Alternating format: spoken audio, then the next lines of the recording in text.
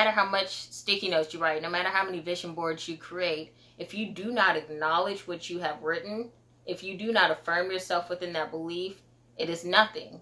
You know, you cannot actualize it, you cannot visualize it, you cannot make it of purpose if you do not instill purpose within it. So I wanted to have this conversation because often we give our power away when we suggest that manifestation is merely, or rather solely, the workings of this infinite inner divine force giving us whatever we want, giving us whatever we need, without acknowledging that we are often given what we deserve. You know, furthermore, implementing the law of attraction. In order to receive something, you have to give something.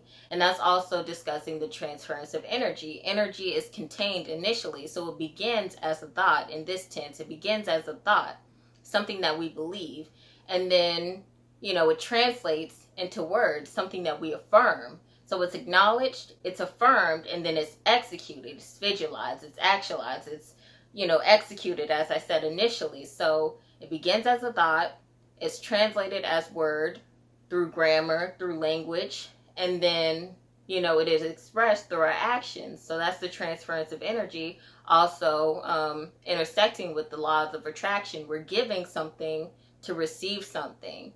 So it's kind of like this endless cycle. And moreover, you know, I really wanted to just stress how we are connected to this infinity that we believe is giving us everything that we want, giving us whatever we need, giving us whatever we think about long enough, however many vision boards we make. Like, we're integral to this process. In order for us to experience a movement, we have to give momentum. We have to give of ourselves to receive something. So really, when you're getting what you want and or need, you're truly getting what you deserve. You know what I mean? I really just wanted to have this discussion to reinforce the laws of attraction and to have a discussion of the transference of energy, to furthermore speak within the tenets of metaphysics, to develop a better understanding of what it means to experience a manifestation, or to rather break down the process of manifestation. It's not just affirming within yourself that this is something that you can do, but it's more so the acknowledgement that this is something that you can do, that this is something that you want, that this is something that you need, that this is something that you deserve. And again, you know, affirming it. I feel like so many people get so caught up in the affirmation, you know, writing the sticky notes, making these vision boards. But in my opinion, when you're manifesting, it's not that you are isolated from this process and you're just given something. It's more so becoming one with this higher sense of self. You know, you're becoming more in tune with divinity. You're becoming more in tune with this infinite force that you seek, and allowing this cohesion to translate into a manifestation, if that makes sense. You know, in order for me to manifest, for example, being a young woman at the age of 21 and not being in a relationship, not ever being in a romantic and or intimate relationship, for me to manifest a partner, and I've even found, you know, whether it was unconsciously or consciously so, when I'm manifesting a partner, it's not that I'm thinking about the man that I want or the man that I need. Literally, I'm just fine-tuning myself. I'm acknowledging, you know, what I need to work on within myself, my strengths, my growth areas, in order to be a better partner to my partner, to furthermore attract the partner that I would, you know, hope to, I guess, live my life with. You know what I mean? Like, it's just these reinforcements of different theories and their principles. Like, in order for me to manifest, I also have to assess the laws of attraction. I also have to assess the transference of energy. You know, how am I thinking? Furthermore, how am I speaking? Furthermore, how am I acting? You know, is this calling for what I'm seeking to attract? So really, manifestation, even when you think of it in that tense, it has a lot to do with you and what you do. It has a lot to do with the momentum that you give forth to a movement.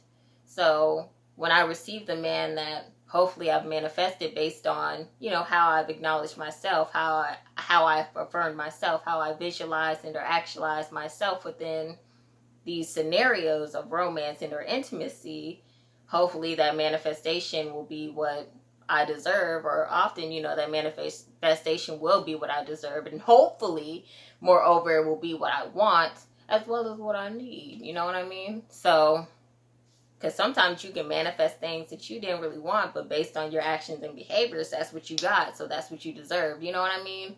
So hopefully this is not too confusing, but I just kind of wanted to instill more of a sense of oneness with manifestation and kind of reclaiming your power within this scenario, because you are an integral part of this process. It's not just divine infinity or this infinite force giving you something because you simply wanted it, because you thought about it enough. You know, you're being given something because you deserved it. So with this example given, hopefully this allows you to understand how manifestation is merely the acknowledgement and affirmation of intent, as well as this cultivation. You know, it's the transmutation of energy. Say you live in an apartment, you want to live in a condo. You live in a condo, you want to live in a house. You live in a house, you want to live in a mansion. You know, it's this enhancement and or improvement of one's conditions and or self. You know what I mean? So really, to manifest, again, it's not really taking yourself away from yourself, but really becoming one with yourself and your higher sense of self to produce what self wants and or needs and or deserves. You know what I mean? Hopefully that makes sense. I'm trying to work on doing more commentaries that are a bit informal as they are impromptu, because I have a thing for being a perfectionist. That's being the reason why I do a lot more formal commentaries.